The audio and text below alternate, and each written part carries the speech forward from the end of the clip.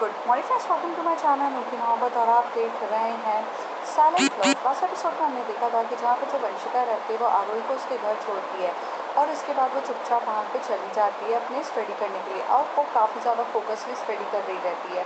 यहाँ पे आरोही जो रहती है ट्यूशन क्लासेस के टाइम पे जाती है तो वो यहाँ पर दिखती है कि निकिता का पढ़ाई में तो बिल्कुल मन नहीं लग रहा है। वो वंशिका वंशिका कर रही थी। इस बात पर उसे काफ़ी ज़्यादा गुस्सा आता है, पर गुस्सा करके भी वो क्या करेगी। वो ये डिसाइड करती है कि उसे अपने गुस्से को शांत करना चाहिए और एक छोटी सी बच्ची है उसे काफ़ी अच्छे से ट्रेन करना चाहिए और वो वैसे ही करती है। उस बच्ची के साथ वो काफ़ी अच्छे से बिहेव करती है और उसे काफ़ी अच्छे से समझाती है कि यहाँ पे तुम स्टडीज़ कर लो, ये सब चीज़ें तो होती रहेगी और ये सब चीज़ें एक्चुअल में मैटर भी नहीं करती है। पढ़ाई के टाइम पे पढ़ाई करो और ये सब। थोड़े टाइम के बाद जब वो घर जाती है तब वहाँ यह देखती है कि वंशिका का एक मैसेज आता है। वो कह देती है कि मैं अभी थोड़े दिन के लिए अवेलेबल नहीं हूँ, I am really sorry for that. पर ये बात तो बहुत ज़्यादा बुरा लगता है उसको। वो उसे बहुत ज़्यादा कॉल करती है आरोही, लेकिन यहाँ पर वंशिका एक बार भी उसका फ़ोन तक मतलब मैसेज सीन तक नहीं करती है। और जब वो मैसेज सीन तक नहीं करती है इस बात पे उसे काफ़ी ज़्यादा गुस्सा आ जाता है और उसका ना बहुत ज़्यादा मूड भी ऑफ होता है इस बात पे कि मतलब ये क्या ऐसा, मतलब ये किस तरीके का बिहेवियर है कि इस पर हम बोले तो बोले क्या। पर जब वो वहाँ से मतलब ऐसे थोड़े दिन तक वो इस तरीके से बिहेव करती है और थोड़े दिन के बाद जब आरोही का मैसेज आता है, आरोही को मैसेज आता है वंशिका की वो वापस आ चुकी है और वो आपको पिकअप करने आ रही है, तो पहले वो काफ़ी ज़्यादा खुश होती है, लेकिन जब वो आती है तो उस पर वो काफ़ी ज़्यादा गुस्सा करती है। वो अपना वो गुस्सा वाला एटीट्यूड भी दिखाती है कि हाउ यू डेयर टू मतलब मुझे पपेट समझने की गलती भी कैसे करी। और इस बात पे वो अपने घुटनों पे बैठ के उससे माफ़ी मांग लेती है और जब वो घुटनों पे बैठ के इतने प्यार से माफ़ी मांगती है तो इसके बाद वो भला कोई इंसान कुछ भले कैसे कह पाएगा इतने स्वीट इंसान से। तो ऐसे ही होता है कि इतने स्वीट इंसान से कोई कुछ नहीं बोल पाता है।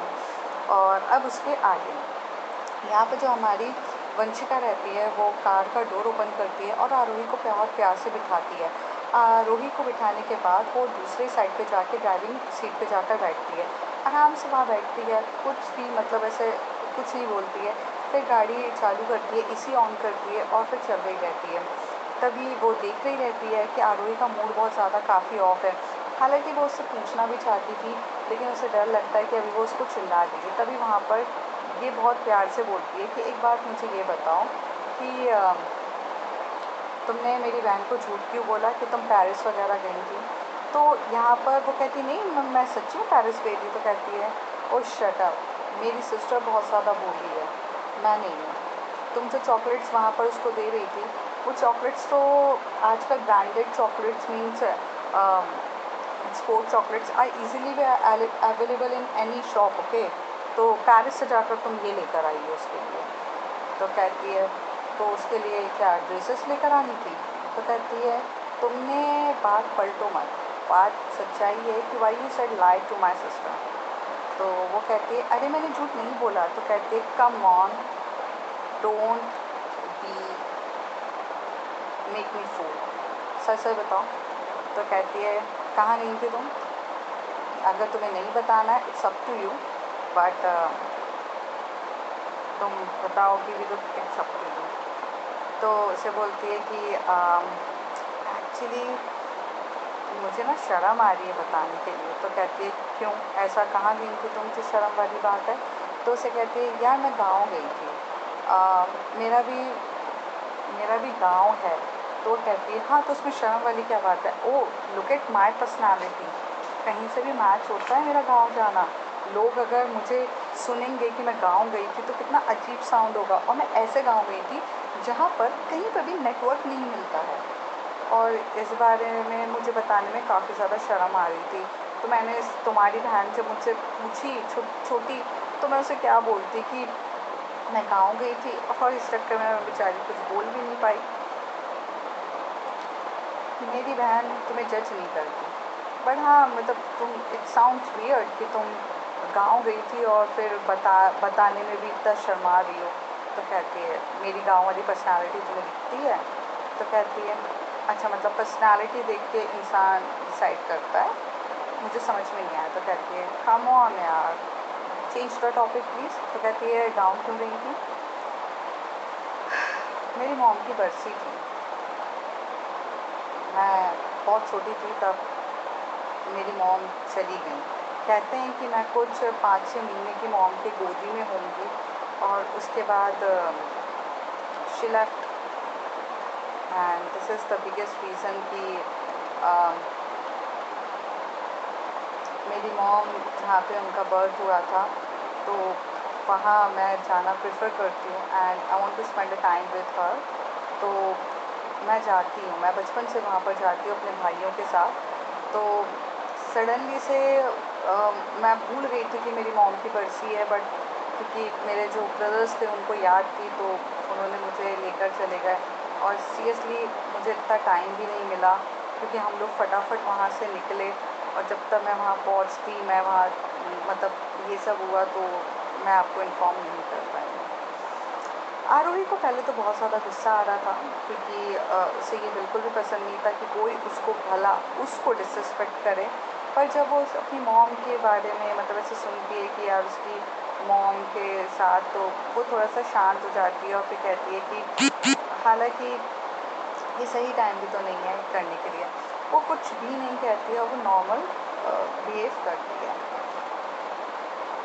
और इसी तरीके से वो गाड़ी चल रही रहती है। तभी आरोही की तरफ देखते हुए बोलती है कि कुछ हुआ है क्या, आप कुछ कह क्यों नहीं रही हैं? वंशिका बोलती है। आरोही कहती है क्या कहूँ, तो कहती है आप मुझसे काफ़ी ज़्यादा गुस्सा थी। तो वो कहती हैं कि नहीं, I mean if you are talking about your mother तो इसमें मैं क्या बोलूँ, सबकी थोड़ी ना थोड़ी चीज़ें होती हैं और उनकी प्राइवेट स्पेस होती है, उसे क्रॉस नहीं करना चाहिए, आरोही कहती है। वंशिका कहती है कि thank you understanding and respect for that. तो कहती है बट किसी को झूठ भी नहीं कहना चाहिए और इसमें तुम्हें शर्म वाली क्या बात है भाई? अपनी माँ की बरसी बनाने के लिए अगर कोई जाता है तो उससे क्या फ़र्क पड़ता है? पेरिस जा रही हो, ये तो कोई भी झूठ पकड़ लेगा। आई मीन पेरिस जाओगी तुम सिर्फ 3 दिन के लिए, आई मीन व्हाट? अरे उस समय मुझे कुछ समझ में भी नहीं आया। मैं वैसे भी ओवरवेल्म्ड थी अपने इमोशन से क्योंकि वहाँ जाती हूँ तो मैं थोड़ा सा इमोशनल हो जाती हूँ। तो वो गाँव मतलब देख के ऐसा लगता है कि मेरी मॉम ने कैसे कैसे स्ट्रगल करा था, कैसे वो ज़िंदगी जी थी। तो आज हम अमीर हुए हैं, उस समय तो नहीं थे ना, मतलब इस तरीके से। तो मेरे को थोड़ा सा वहाँ इमोशंस हो जाता है। अब सडनली से मैं वैसी वर्नेबल सिचुएशन में रहती हूँ, कोई मुझसे पूछ रहे तो मेरी आंखों में आंसू आ जाए। और वंशिका की आंखों में आंसू देखना किसी के भी बस की बात नहीं है और वो इतना स्पेशल नहीं होता कि कोई मेरी आंखों में आंसू देखे। और आपकी सिस्टर ने मुझसे ऐसे पूछा तो भैया मेरे दिमाग में जो आया मैंने भाग दिया, सॉरी। नेक्स्ट टाइम सोच के बात करना, अगर मेरे जैसा कोई इंटेलिजेंट पर्सन हुआ तो वो तुम्हारा झूठ तुरंत पकड़ लेगा। एक बात कहूँ, आरोही बोलती है हाँ, मुझसे कोई पूछने की हिम्मत भी नहीं करेगा क्योंकि मैंने किसी को इतना अपनी लाइफ में क्लोज ही नहीं रखा है कि वो मुझसे ये सवाल पूछे कि तुम कहाँ गई हो, क्या करी हो। कोई रिस्ट्रिक्शंस नहीं है। बट ये स्पेशल ट्रीटमेंट सब आपके लिए है, सब आप मुझसे पूछ सकते हैं। आरोही उसकी तरफ देखने लगती है, वंशिका की तरफ, और वंशिका उसकी तरफ देख रही थी। तभी आरोही कहती है सामने देखो गाड़ी आ रही है। तो वो उसको साइड में देखते हुए गाड़ी चला देती है। तभी वंशिका कहती है कि कुछ कहना है आपको? तो कहती है नहीं, मुझे कुछ नहीं कहना। और यहाँ पे वंशिका की ऐसी बात सुनकर कि ये स्पेशल ट्रीटमेंट सिर्फ तुम्हें ही दिया है, तो इस बात पे आरोही के चेहरे पे जो मुस्कान होती है वो वापस आ जाती है। थोड़ी देर के बाद ये लोग गाड़ी को ड्राइव करते हैं और ड्राइव करने के बाद वहाँ मतलब पहुँच जाते हैं। गाड़ी को पार्किंग लॉट पे लगाती है। फिर वहाँ से पेंट हाउस में ये लोग जाते हैं और सेम जैसा वो स्टडी टेबल रहता है वैसे ही उसकी रिक्लाइनर सीट्स रहती है। तभी यहाँ पर वो एकदम से बोलती है कि अब मुझे इतना ज़्यादा पेन वगैरह नहीं है, आई एम ओके, और मेरे दिन भी गए, तो तुम ये रिक्लाइनर सीट हटा सकती हो। तभी यहाँ पे वंशिका कहती है कि ओह मीन्स यार कुछ सीट्स क्वीन के लिए पहले से फिक्स्ड होती है, उसे हटाया नहीं जाता, चाहे वो उसके स्पेशल टाइम पे ट्रीटमेंट के लिए हो या नहीं हो। मतलब कुछ गद्दियाँ सिर्फ आप ही के लिए बनी रहती है। कुछ चीज़ें ये मैटर नहीं करता कि आपको कब ज़रूरत है वो रखी जाए और कब नहीं है तब रखी जाए, ऐसे बोलती है। तभी यहाँ पर पहली बार होता है कि आरोही को उसकी बात को क्रॉस कटिंग करने की इच्छा नहीं हो रही थी। वो शायद से बहुत मिस कर रही थी ये सब चीज़ें, इस तरीके की बात करना, इस तरीके की फ्लर्टिंग करना, इस तरीके से उसके साथ वो सब वो काफ़ी ज़्यादा मिस कर रही थी आरोही। 3 दिन में उसके चेहरे का नूर ख़त्म हो चुका था और जब वो आई है वंशिका उसके साथ फिर इस तरीके से बात कर रही है, तो आज क्रॉस क्वेश्चनिंग या उसकी बात को कटिंग करना, उसके बाद का आर्ग्यू करना, वो सब छोड़ के वो सिर्फ़ और सिर्फ उसको सुन रही थी और जैसे जैसे वो बोल रही थी वो देख रही थी और आज गुस्सा भी नहीं था, सिर्फ साइलेंट रहती है। तभी यहाँ पे वंशिका एकदम से बोलती है मैं 1 मिनट में आई और ऐसे जाती है बाहर से और वहाँ से जाकर ना कुछ स्नैक्स लेकर आती है और उसे बोलती है कि ये स्नैक्स खाओगी आप? तो उसे बोलती है कि ये स्नैक्स क्यों? तो कहती है ये मेरे मॉम के गांव के हैं, ये यूजुअली मैं कभी किसी के साथ शेयर नहीं करती हूँ बट ये बहुत ज़्यादा टेस्टी हैं, विल यू ट्राई इट? तो कहती है कि जब तुम किसी के साथ शेयर नहीं करती हो तो फिर मेरे साथ क्यों? हाँ, सच भी तो आप ही को बताया है, तो फिर छुपाऊंगी भी क्यों, राइट? तो तो यहाँ पे जो वंशिका की ये बात सुनकर तो आरोही जो रहती है वो लेती है और जब वो खाती है तो कहती है wow this is really amazing. तो कहती है हाँ ना, बहुत अमेजिंग है, ये मेरी मासी ने बनाए हैं और मेरी मासी उस गांव में रहती है। तो मॉम के जाने के बाद मैं नाना नानी को भी गए हुए बहुत ज़्यादा टाइम हो चुका है, तो वहाँ पे मासी रहती है मेरी, तो मैं जब बरसी के लिए वहाँ जाती हूँ तो अपनी मासी से मिलकर आती हूँ। तो ये यूजुअली मुझे बना कर खिलाती हैं, इट्स रियली यम्मी। बहुत अच्छे से बोलती है आरोही। यहाँ पर वो स्नैक्स को लेकर जब किचन की तरफ जा रही रहती है तभी वंशिका कहती है इन्हें क्या हो गया है, आज ये मेरे साथ इतने स्वीट बिहेवियर क्यों रख रही हैं? मतलब क्या हो गया है कि इतने टाइम तक जो मेरी हर चीज़ को बात को कट करती हैं, मेरे साथ आर्ग्यू करती हैं, आज ये बिल्कुल भी नहीं कर रही हैं। इवन ये मुझ पर गुस्सा हुई मैं मानती हूँ, बट जैसे इनको मुझ पर और गुस्सा होना चाहिए था, पर ये काफ़ी ज़्यादा शांत हो गई हैं। मुझे समझ में नहीं आ रहा why she is treating me like that. यहाँ पे काफ़ी ज़्यादा सोच रही रहती है हमारी वंशिका। फिर जैसे वो अंदर जाती है तो आरोही को देखती है तो आरोही वहाँ पर अपना एक नोटबुक निकालती है, तो वो तभी उसे बोलती है कि ये नोटबुक? तो कहती है ये नोट्स हैं जो मैंने बनाए हैं तुम्हारे लिए, तुम 3 दिन नहीं थी तो मैंने ये तुम्हारे लिए नोट्स प्रिपेयर करे हैं। तो ये एक नोट्स हैं जिसमें तुम्हारे जो 3 दिन जो हम जो सब्जेक्ट्स को कवर अप करना चाह रहे थे उस कवर अप को है। अब इतना टाइम हमारे पास बहुत ज़्यादा कम है और सब्जेक्ट्स हमारे पास ज़्यादा हैं और सिलेबस उससे भी बहुत अच्छा है हमारे पास, और जिस तरीके से 2 महीने के बाद तुम्हारे एग्ज़ाम है और 80% तुम्हारा टारगेट है, तो तुम 65 भी ले आओ तो बहुत बड़ी बात हो जाएगी। तभी वंशिका उसकी तरफ ऐसे घूर के देखती है तो कहती है listen to me properly, after that you can argue with me and you can fight with me, but firstly listen properly. Time हमारे पास बहुत कम है, हमारे कंसेप्ट बिल्कुल भी क्लियर नहीं है, और दूसरी चीज़ हम इतना सब कुछ कवर अप नहीं कर सकते हैं। तो ये कुछ नोट्स हैं जो मैंने काफ़ी अच्छे से टाइम निकाल के तुम्हारे लिए प्रिपेयर करे हैं। इस नोट्स को तुम पढ़ना स्टार्ट करोगी। अब इस नोट्स को समझाने की जिम्मेदारी मेरी है, तो तुम ये नोट्स एक बार स्टडी करो, रीड करो और मैं तुम्हें समझाना स्टार्ट करती हूँ एक एक टॉपिक। तो यहाँ पे एकदम से जो वंशिका रहती है वो नोट्स देखती है, तो वो नोट्स पता है बहुत सारे रहते हैं। तो तभी वो एकदम से बोलती है एक बात पूछूँ मैं आपसे? तो आरोही बोलते हैं पूछो क्या डाउट है? तो उसे बोलती है ये नोट्स आपके इतने साल पुराने नोट्स आपने संभाल के रखे अभी तक? तो कहती है what do you mean by इतने साल पुराने? तो कहती है आपको इंजीनियरिंग करे हुए तो बहुत ज़्यादा टाइम हो चुका है ना, आई मीन हाँ मीन से 3-4 साल तो हो ही गए होंगे। तो कहती है 4 इयर्स ऑलरेडी ऑलमोस्ट हो चुके हैं मुझे। तो कहती है हाँ 4 इयर्स आपको ऑलरेडी हो चुके हैं, आई मीन 4 नहीं 3 इयर्स हुए होंगे। तो कहती है डजंट मैटर 4 हुआ या 3, why you asking me this question? नहीं, नोट्स नोट्स आपने इतने अच्छे से प्रिपेयर करके रखे हैं, मतलब आई मीन तब के नोट्स अभी तक बहुत बड़ी बात है। तो तभी वो एकदम से वहाँ पर एक बुक रहती है, उसको उसके सर पे मारते हुए बोलते हैं, do you know the syllabus has been change. मैंने जब अपनी इंजीनियरिंग करी थी, उसके बाद आप जो इंजीनियरिंग कर रहे हो उसमें सिलेबस चेंज हो गए हैं, वो नोट्स अभी कैसे काम आएंगे। किसी सिली क्वेश्चन पूछ रही है वंशिका, तुम दिमाग तो लगाओ थोड़ा। तो कहती है अरे तो ये नोट्स कितने मोटे मोटे हैं, ये नोट्स आपने कब बनाए। तो कहती है ऑफकोर्स ये 3 डेज तुम नहीं थी तो मैंने तुम्हारे लिए नोट्स बनाए। बड़ी वंशिका कहती है आपने मेरे लिए 3 डेज में ये नोट्स बनाए।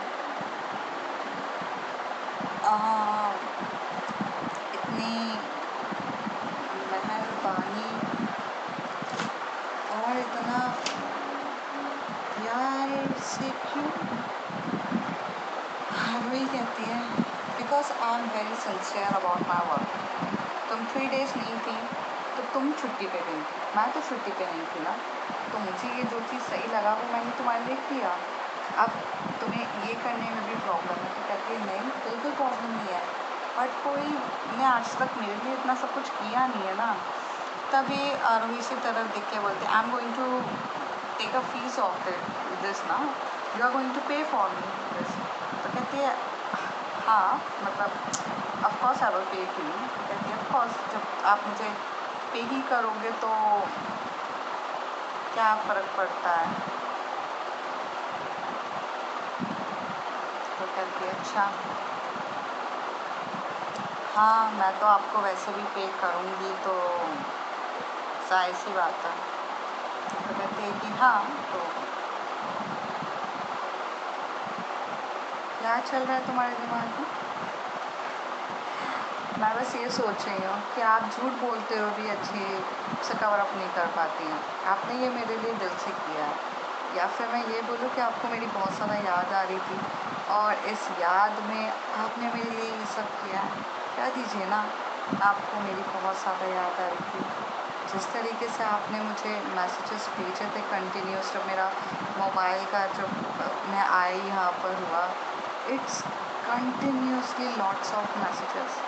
Miss Arohi Sharma, introvert person, usually don't give attention to anyone, और वो इंसान मेरे लिए नोट्स तक प्रिपेयर कर रहा है।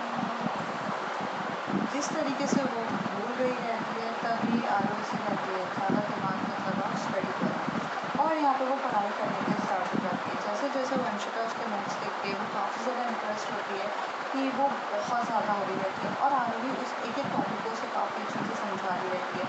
जैसे जैसे वो उसे पढ़ाती जाती है तभी यहाँ पे वंशिका को भी कुछ डाउट्स होते हैं और वो भी उससे पूछती है, और उन लोगों के बीच में काफ़ी अच्छे से टाइम हुआ था।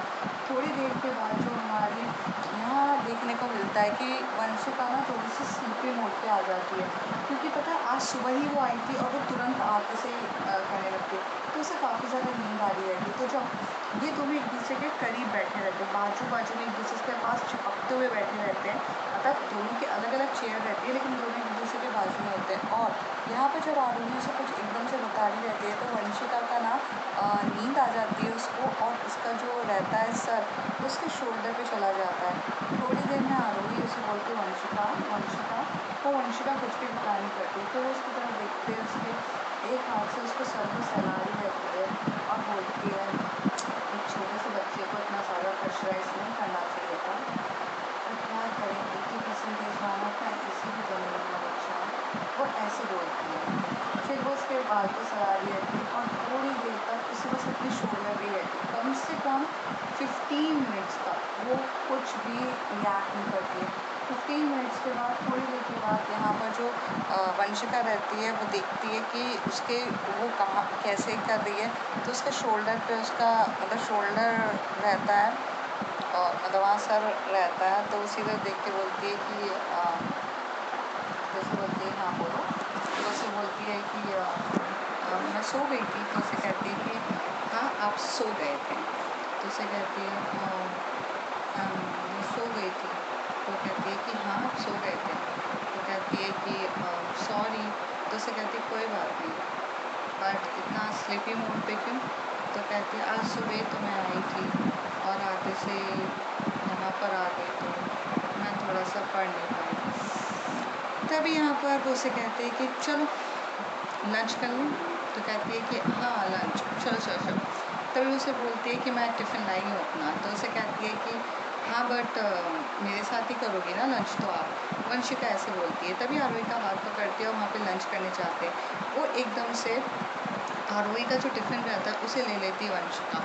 आरोही से बोलती ये क्या बदतमीज़ी है। तो कहती बदतमीज़ी नहीं है, आप हमेशा से ये खाना तो आप खाते ही रहते हो, अब ये वाला आप खाना खाओ मेरे घर का और मुझे आपके हाथ का खाने दो। तो उसे कहती है कि पर मेरे हाथ का ये खाना है तुम्हें कैसे पता, मेरी मॉम भी तो बना सकती है। तो उसे कहती है कि आंटी के हाथ का खाना खाया है मैंने, उस दिन वो बैठ के मुझे सैंडविचेस खिला रही थी, उनके हाथ का और आपके हाथ के खाने में बहुत ज़्यादा ज़मीन आसमान का फ़र्क है।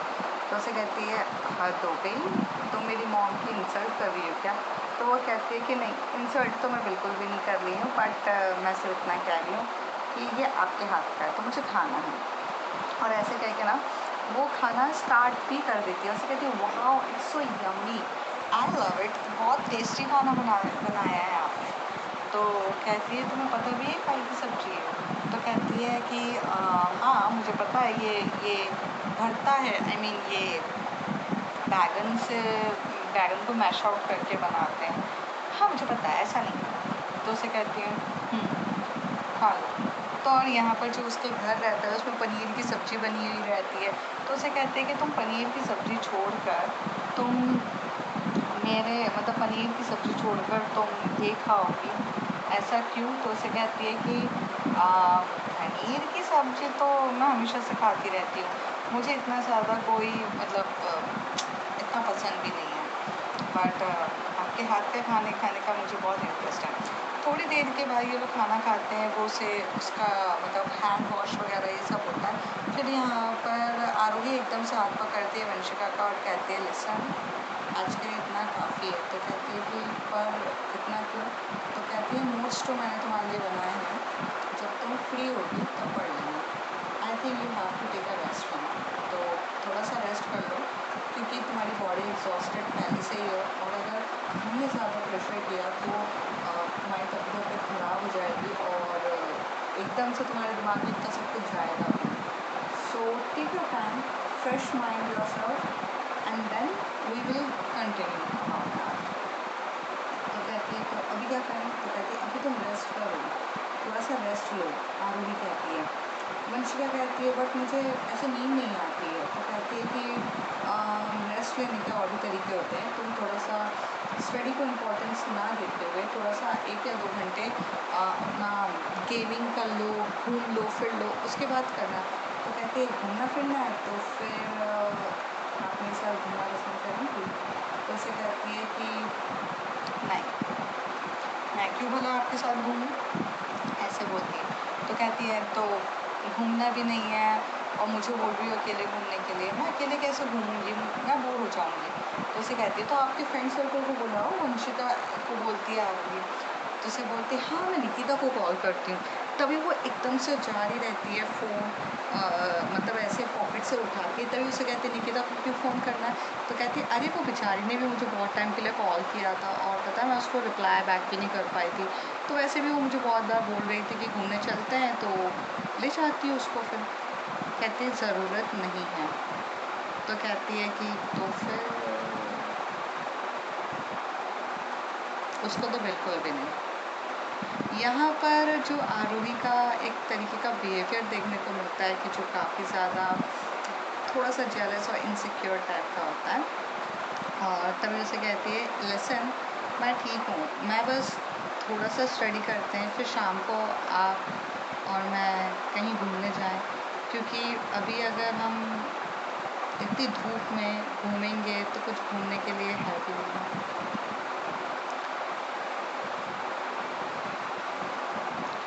शाम को मुझे ट्यूशन देनी है, तुम भूल रही हो,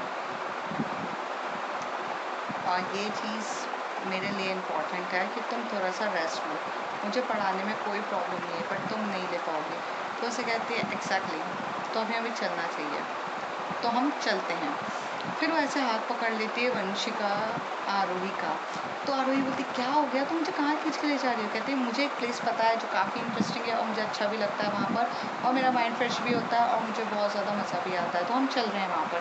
तो कहती है हाँ तो पर मुझे क्यों लेके जा रही हो? तो कहती है कि बस मुझे आपके साथ जाना है।